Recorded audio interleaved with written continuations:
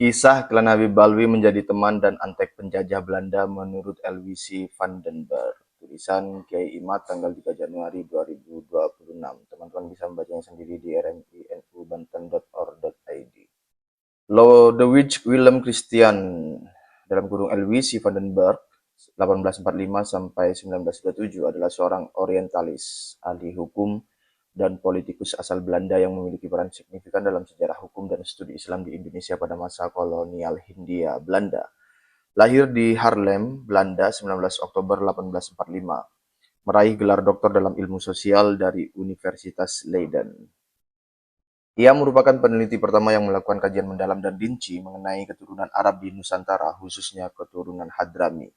Salah satu karya terkenalnya adalah Le Hadramaut Atlas Colonis Arabis dan Herr Hippel Indien tahun 1886. Buku ini termasuk contemporary record, rekaman semasa ketika Balwi baru beberapa tahun ada di Nusantara. Buku ini kemudian diterjemahkan ke dalam bahasa Indonesia oleh Rahayu Hidayat dan diterbitkan oleh Indonesian Netherlands Corporation in Islamic Studies (INIS) tahun 1989 dengan judul Hadramaut dan Koloni Arab di Indonesia. Dr. Karel Adrian Steenbrink memberikan kata pengantar dalam cetakan itu. Ia adalah seorang akademisi, peneliti, dan ahli studi Islam asal Belanda yang sangat berpengaruh dalam kajian agama di Indonesia. Walau dalam buku itu Van den Berg mengulas orang Arab secara umum, tetapi dalam tulisan ini kita akan mengkhususkan bahasan terhadap reportasenya terhadap klan Habib Balwi. Yang dimaksud dengan orang Arab Hadrami, begitu juga istilah Sayyid yang dimaksud dalam buku Van den Berg adalah apa yang difahaminya waktu itu secara geografis dan antropologis, bukan dalam makna genealogis. Karena hasil uji tes DNA beberapa sampel klan Habib Alwi yang berhaplogrup G, Gatel, menginterupsi makna tersebut, yaitu ketika haplogrup J, Jakarta merupakan haplogrup yang umum untuk orang Arab. Beberapa hal penting yang terdapat dalam buku Van den Berg itu diantaranya: A. Arab Hadramaut termasuk klan Habib Alwi tidak peduli dengan penjajahan Belanda terhadap bangsa Nusantara. Van den Berg berkata, masalah politik di Nusantara dilihat oleh orang Arab Hadramaut dengan ketidakpedulian selama kepentingan material dan spiritual mereka tidak menjadi taruhan. Hadramaut dan koloni Arab di Nusantara, Elwisy van den Berg 1886, INIS Jakarta 1989, halaman 116. Di dalam pertikaian antara pemerintah Belanda dan para priagung pribumi, orang Arab Hadramaut hampir selalu memihak orang Eropa atau paling tidak bersikap netral, halaman 117. Sebaliknya, ada seorang Arab yang dalam perang itu telah berjasa secara politis kepada pemerintah, dalam kurung Belanda, Red. Orang itu adalah Sayyid Muhammad bin Abu Bakar Aidid yang kini telah wafat, namun ketika hayatnya adalah kepala kelompok Arab di Batavia. Untuk membalas jasanya, pada tahun 1877, pemerintah menganugerahkan gelar kehormatan mayor dan 2 tahun kemudian pangeran, artinya gelar tertinggi dalam kebangsawanan pribumi, halaman 117. Contoh Sayyid Aidid bukan satu-satunya yang dapat disebutkan. Sejumlah Arab terhormat yang lain juga menunjukkan loyalitas mereka kepada pemerintah Belanda. Sayyid Abdurrahman bin Abu Bakar Al-Qadri di Pulau Sumba selama 50 tahun menjadi penghubung antara penguasa Belanda dan para pemimpin di pulau itu. Di samping itu, ia juga sangat berjasa kepada mereka yang datang ke pulau itu untuk berdagang. Seorang anggota keluarga itu yang lain, Sayyid Abdurrahman bin Hamid Al-Qadri, pada tahun 1862 menerima gelar pangeran karena berjasa turut menyelesaikan kerusuhan di Banjarmasin. Anugerah yang sama diberikan pada tahun 1879 kepada Said Abdullah bin Mansur Al-Idrus di Batavia, yang dalam kedudukannya sebagai pemimpin upacara pribumi telah ditugasi menerima dan mengantarkan para priagung dan pemimpin pribumi dari segala tempat. Kedudukan kepala koloni Arab di Palembang selama lebih dari setengah abad ditempati keluarga Syekh Abu Bakar. 2 anggota keluarganya telah memperoleh anugerah gelar pangeran dari pemerintah Belanda dan bintang jasa karena telah membuktikan kesetiaan mereka dan berjasa menyelesaikan keresahan politik yang beberapa kali melanda Palembang. Akhirnya, dari tahun 1820 hingga 1827, Sayyid Hasan bin Umar Al-Habsyi dari Surabaya ditugasi berbagai misi penting oleh pemerintah Belanda kepada Sultan Siam, Brunei, dan kepada para priagung di Pulau Bali dan di Surakarta. Ia menggunakan seluruh pengaruhnya di wilayah-wilayah itu ia menggunakan seluruh pengaruhnya di wilayah-wilayah itu untuk mensukseskan proyek-proyek pemerintah. Di samping itu, pada tahun 1830, ia menyerahkan laporan yang paling menarik kepada Gubernur Jenderal mengenai perompak yang bergiat di Nusantara dan mengenai cara-cara memberantas mereka. Sebagai tanda terima kasih, ia dianugerahi gelar pangeran pada tahun 1822 dan menerima gaji tahunan sebesar 4.800 gulden, halaman 117. Dari buku Vandenberg juga, kita dapat menambah daftar klan Habib Alwi yang mendapat gelar tanda kehormatan dari penjajah Belanda yang telah kita ketahui dari sumber lainnya. B. Daftar klan Habib Alwi yang mendapat penghargaan gelar atau bintang jasa dari penjajah Belanda atas jasa-jasanya. 1. Muhammad bin Abu Bakar Aidit tahun 1877, 2. Abdurrahman bin Hamid Al-Qadri pada tahun 1862, 3. Abdullah bin Mansur Al-Idrus di Batavia 1879, 4. Bin Syekh Abu Bakar Palembang, 5. Hasan bin Umar Al-Habsyi dari Surabaya 1822 dengan gaji tahunan 4.800 gulden, 6. Usman bin Yahya diangkat sebagai kesatria Singa Belanda atau Orde van de Nederlandse Leeuw dengan plat salib dari pemerintah kolonial Belanda pada 31 Agustus tahun 1899 dan diberikan kepada Usman bin Yahya pada 5 Desember 1899. Niko J. Kapten, Biografi Sayyid Usman, Suara Muhammadiyah, 2017, halaman 201. 7. Habib Ali Kuitang, dalam kurung Digital Collection of Leiden University Libraries Southeast Asian and Caribbean Image, KITLV 115127. Foto Habib Ali Kuitang itu dibubuhi tanda tangan dari Habib Ali sendiri dan diproduksi tahun 1936 Masehi. 8. Abdurrahman Az-Zahir Al-Mashhur, awalnya melawan Belanda namun kemudian melakukan kerjasama dengan Belanda. Ia diberikan tunjangan pensiun oleh Belanda dan sempat tinggal di Jeddah atas biaya pemerintah kolonial Belanda. Vandenberg, halaman 131-132. 9. Sultan Hamid Al-Qadri pada tahun 1946 setelah Indonesia merdeka, ia tetap setia kepada Ratu Belanda dan diangkat sebagai ajudan istimewa Ratu Belanda, Wilhelmina, dengan pangkat Mayor Jenderal, dalam kurung bersumber dari historia.id. C. Kisah pengkhianatan Habib Abdurrahman Az-Zahir Al-Mashhur Balwi bertampang penipu mengkhianati bangsa Aceh. Vandenberg berkata, pada tahun 1878, karena menyadari bahwa keinginan rakyat Aceh untuk merdeka tidak mungkin terwujud, ia menawarkan kepada pemerintah Belanda untuk meninggalkan gerilya, asalkan diberi gaji seumur hidup sebanyak 30.000 gulden. Tawaran itu diterima oleh pemerintah Belanda dan sejak itu ia menetap di Mekah. Menurut banyak orang yang mengenalnya, ia bertampang penipu.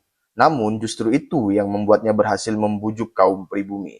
Meskipun demikian, ia tahu sekali bahwa dirinya penting sehingga ia memenuhi harapan pemerintah Belanda yang memanggilnya dari waktu ke waktu untuk datang ke Batavia dan menerima tugas-tugas penting. Bahkan, ia berpikir untuk menawarkan bantuan kepada pemerintah Belanda dalam urusan Aceh dengan pengetahuan dan nasihat-nasihatnya. Halaman 132. D. Klan Balwi menguasai kerajaan Siak dengan cara licik.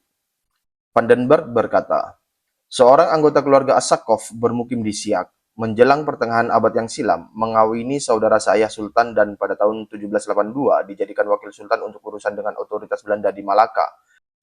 Demikian pula halnya dengan seorang anggota keluarga bin Syihab yaitu Usman yang telah mengawini putri Sultan Siak dan anaknya Sayyid Ali bin Usman bin Syihab berhasil menurunkan dinasti penguasa dari tahtanya, lalu mengangkat diri menjadi Sultan Siak pada tahun-tahun terakhir abad 18. Keturunannya masih memerintah di sana sebagai vasal pemerintah Belanda. Halaman 130. E. Kisah Habib Syekh bin Ahmad Bafaki Botoputi di Surabaya. Di Surabaya ada seorang klan Balwi yang selalu dihauli. Pada tahun 2025 lalu, haul dilaksanakan pada tanggal 10 April. Lalu bagaimana kisah hidupnya menurut Vandenberg yang pernah bertemu dengannya? Vandenberg berkata, kemujuran memperkenalkannya dengan Sultan Sumeneb yang mempercayakan pendidikan putra-putranya kepadanya dan sebagai gaji, ia memperoleh pendapatan dari beberapa desa.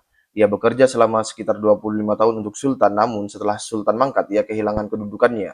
Karena terbiasa mendapat tunjangan besar dan sekaligus hidup mewah, gaji pensiun yang diperolehnya dari putra sulung yang sekaligus pengganti Sultan tidak mencukupi untuk menutup kebutuhannya. Lalu ia mulai menandatangani bon pinjaman uang kepada orang Cina dan Eropa dengan harapan langit atau mungkin sahabat-sahabatnya akan membayarkannya untuknya.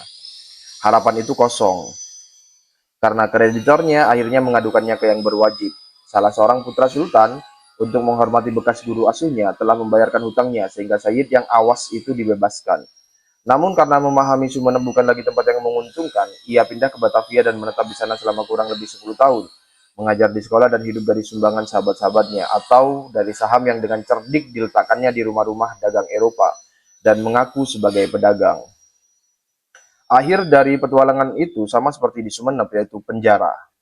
Setelah dibebaskan oleh sahabat-sahabatnya untuk yang kedua kalinya, ia meninggalkan Batavia dan menetap di Semarang untuk memulai kembali cara hidup yang sama. Saya mengenalnya di kota terakhir itu pada tahun 1870 dan 1871, dan saya menyaksikan kehancurannya yang ketiga. Menarik jika kita bandingkan pendapat para kreditor dengan pendapat rekan-rekan sebangsanya dan para penerusnya. Kelompok yang pertama menobatkannya sebagai penipu atau bajingan dan tidak mengerti mengapa saya mengizinkan orang seperti itu untuk mengunjungi saya dari waktu ke waktu. Sedangkan kelompok yang lain menghormatinya seperti seorang suci. Ia memanfaatkan peranan yang terakhir itu hanya berbicara untuk menggurui dan bersikap seperti orang tua yang terhormat. Hubungan dengan orang-orang Eropa yang memperlakukannya sebagai manusia biasa sangat melukai hatinya. Setelah keluar dari penjara di Semarang, ia menetap di Surabaya dan wafat beberapa tahun kemudian. Di makam Batu Putih, makam khusus keluarga Bupati, didirikan nisan dari marmer di atas kuburnya.